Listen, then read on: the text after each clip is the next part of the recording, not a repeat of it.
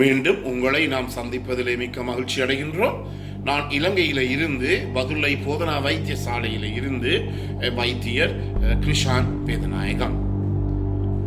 வாதக்காய்ச்சல் அல்லது இந்த ருமட்டிக் ஃபீவர் மீண்டும் ஏற்படாமல் எப்படி எங்களை பாதுகாத்துக் கொள்வது, அடுத்ததாக இந்த வாதக்காய்ச்சல் முதல் முறை ஏற்பட்டு அதன் மூலமாக இருதயத்தில் இருக்கின்ற இந்த வேல்வுகள் பாதிக்கப்பட்டவர்கள் எவ்வாறு தங்களை மீண்டும் இந்த வேல்வுகள் பழுதடையாமல் இருதயம் பாதிக்கப்படாமல் தங்களை பாதுகாத்துக் கொள்ள வேண்டும் என்பதை பற்றி இன்று பார்ப்போம்.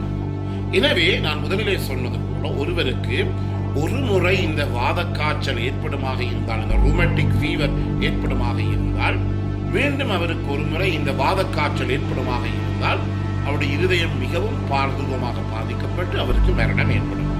எனக்கு ஒரு 38 வயசுடைய ஒரு பெண் நோயாளி இருந்தால் அவருக்கும் இதே மாதிரித்தான் ருமட்டிக் கார்டைட்டிஸ் என்ற இருதயம் பாதிக்கப்பட்டிருந்தது. அவர் நாங்கள் சொல்லுகின்ற மருந்துகளை ஒழுங்காமல் எடுக்காமல் கடைசியிலே இறந்து போனார். இப்படிப்பட்ட இறப்புகள் எல்லாம் 100% தடுக்கப்படலாம். எனவே மீண்டும் ஒரு முறை வாதக்காய்ச்சல் ஏற்படாமல் தடுப்பதற்காக நாங்கள் என்ன செய்கின்றோம், இந்த நோயாளிகளுக்கு ஒவ்வொரு 3 கிழமைகள் 21 நாட்களுக்கு ஒரு முறை நாங்கள் இந்த பென்சிலின் எனப்படுகின்ற ஊசி மருந்தை ஊசியாக ஏற்றுகிறோம். ஒவ்வொரு 3 கிழமைக்கு ஒருக்கா. அல்லது இந்த ஊசி மருந்து ஏற்படுறதுக்கு பயம் வலிக்கும் என்று சொல்பவர்கள் தொடர்ச்சியாக இந்த குளுசைகளை, இந்த ஓரல் பென்சிலின் குளுசைகளை 250 மில்லிகிராம் குளுசைகளை காலம்பரை ஒரு முறை, இரவு ஒரு முறை, ஒரு நாளைக்கு 2 தரம் அவர்கள் தொடர்ச்சியாக இந்த மருந்துகளை எடுத்துக்கொள்ள முடியும். அதே நேரத்தில் சில பேருக்கு இந்த பென்சிலின் அலர்ஜிக் இருக்குமாக இருந்தால் உங்களுடைய குடும்ப வைத்தியர் நீங்கள் நாடி அதன் மூலமாக அவர் உங்களுக்கு எரித்ரோமைசின் போன்ற வேறு மருந்துகளை கூட அவர் உங்களுக்கு பரிந்துரைக்கக்கூடியதாக இருக்கும். ஆனால் முற்றிலுமே நல்ல பொருத்தமான மருந்து என்ன, இந்த பென்சிலின் மருந்து தான். எனவே இந்த 3 கிழமைக்கு ஒரு முறை நாங்கள் ஊசி போட்டுக்கொண்டு வருகின்ற போது மிக முக்கியமாக நீங்கள் கேட்கின்ற ஒரு கேள்வி என்ன, டாக்டர் எவ்வளவு காலத்திற்கு இந்த மருந்துகளை நாங்கள் கொடுக்க வேண்டும் என்று. எனவே இதற்கும் எங்களுடைய வரைமுறை ஒன்று இருக்கின்றது. என்னவென்றால், எங்களுடைய இருதயம் பாதிக்கப்பட்டிருந்தால், ருமட்டிக் கார்டைட்டிஸ் வந்திருந்தால், அல்லது மூளை பாதிக்கப்பட்டிருந்தால், சின்னடாம் கோரியா வந்திருந்தால், மூன்றாவதாக எங்களுடைய தோலுக்கு கீழே கட்டியாக வந்திருந்தால், சப்கியூட்டேனியஸ் நொடியூல்ஸ் வந்திருந்தால், இதை நான் உங்களுக்கு தெரியும், நாங்கள் இதை மேஜர் கிரைட்டீரியா என்று சொல்லுவோம், பிரதான படிமுறைகள் என்று சொல்லுவோம், பிரதான காரணிகள் என்று சொல்லலாம். இந்த 3 வந்திருக்குமாக இருந்தால் அந்த நோயாளிக்கு அவருக்கு அவருடைய வாழ்க்கை காலம் முழுவதும், அவர் சாகு மட்டும் அவருக்கு இந்த பென்சிலின் எனப்படும் ஊசியை போட வேண்டும் அல்லது குளுசை மாத்திரைகளை எடுக்க வேண்டும். இறக்கு மட்டும் மிக முக்கியமாக கவனித்துக் கொள்ள வேண்டிய உங்களுடைய 3ஆம் உலக நாடுகளிலே இந்த குரூப் ஏ பீட்டா ஹீமோலிட்டிக் ஸ்ட்ரெப்டோகாக்கை எனப்படுகிற இந்த பாக்டீரியாவுடைய தாக்கம் மிக அதிகமாக இருக்கின்றது என்றபடியினாலே மீண்டும் ஒரு முறை ஏற்படக்கூடிய சந்தர்ப்பம் இருக்கிறது. அதன் மூலமாக நோயாளியுடைய இறப்பை எங்களாலே தவித்துக் கொள்ள முடியும். ஆனால் ஒருவருக்கு இந்த மூட்டுவாதம், அதாவது ருமட்டிக் காய்ச்சலினாலே ஏற்பட்ட மூட்டுவாதம், ருமட்டிக் ஆர்த்ரைட்டிஸோ அல்லது ருமட்டிக் இந்த வாத காய்ச்சலால் ஏற்படுகின்ற இந்த தோலிலே ஏற்படுகின்ற பாதிப்பு, அதை நாங்கள் எரித்தீமா மார்ஜினேட்டம் என்று சொல்லுவோம், இந்த 2 ஏற்படுமாக இருந்தால் இந்த நோயாளிகளுக்கு நாங்கள் குறைந்தது 5 வருடங்களுக்கு நாங்கள் இந்த பென்சிலின் எனப்படுகிற ஊசி மருந்தை நாங்கள் ஏற்ற வேண்டும். இல்லாவிட்டால் 21 வயசு மட்டும் அவர்கள் கொடுக்க வேண்டும். எது கிட்டையோ அதை செய்ய வேண்டும். உதாரணமாக ஒரு நோயாளியுடைய வயசு 18 வயசு, அவருக்கு ருமட்டிக் ஆர்த்ரைட்டிஸோ அல்லது எரித்தீமா மார்ஜினேட்டமே ஏற்பட்டது. எவ்வளவு காலம் மட்டும் ஊசி மருந்து ஏற்க வேண்டும்? 21 வயசு மட்டும். அதே நேரத்தில் இந்த நோயாளியினுடைய வயது 13 வயதாக இருந்தால் அவருக்கு 5 வருடங்கள் என்றால் அவருடைய வயது 18 வயசு மட்டும் இந்த பென்சிலின் ஊசி மருந்தை நாங்கள் எடுத்துக்கொள்ள வேண்டும்.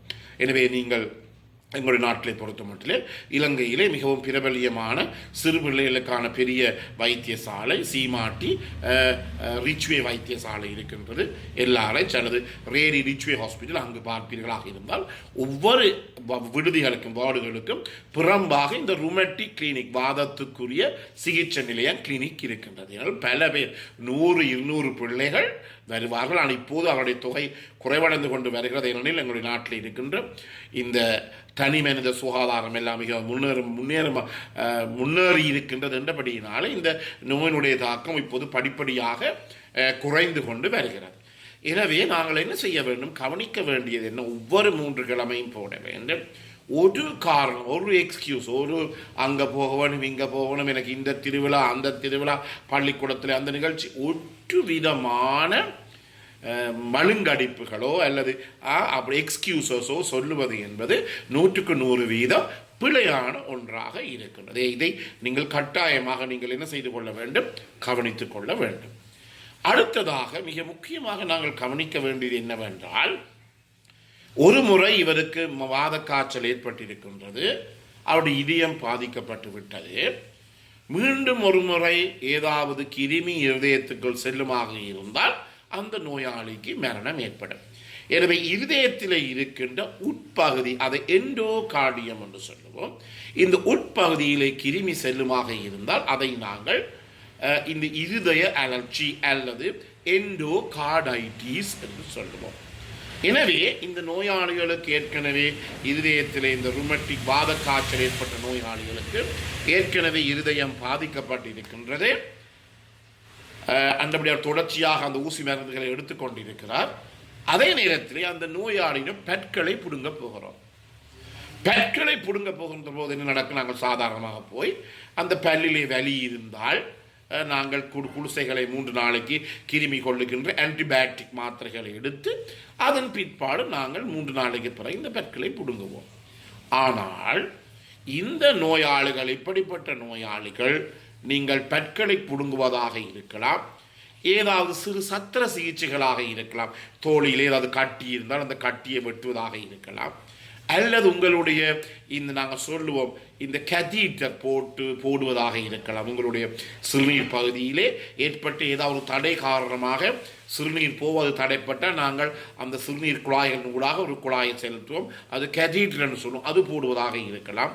அல்லது பெரிய சத்திர சிகிச்சைகளாக இருக்கலாம், உதாரணமாக சீசராக இருக்கலாம், பிள்ளை பேராக இருக்கலாம். எந்த நிலைமை வந்தாலும் நீங்கள் முதலிலே அந்த வைத்தியரை சந்தித்து அவருக்கு முதல் நீங்கள் என்ன சொல்ல வேண்டும், நான் ஒரு வாத காய்ச்சல் ஏற்பட்ட நோயாளி, ருமட்டிக் ஃபீவர் பேஷண்ட் என்பதை அவருக்கு திட்ட தெளிவாக தெரிவிக்க வேண்டும்.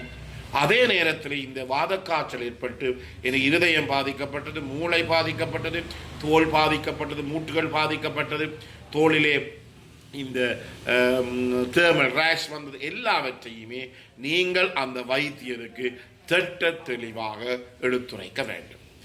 எனவே இது தொடர்ச்சி அடுத்த நிகழ்ச்சியிலே நாங்கள் பார்க்கலாம். எனவே உங்களுக்கு இந்த நிகழ்ச்சியை விருப்பமாக இருந்தால் நீங்கள் மற்றவர்களுக்கு அறிமுகப்படுத்தலாம், இதை லைக் பண்ணலாம், ஷேர் பண்ணலாம், மணி சின்னத்தை பெல் சாய்னை அமர்த்தி நீங்கள் சப்ஸ்கிரைப் பண்ணலாம்.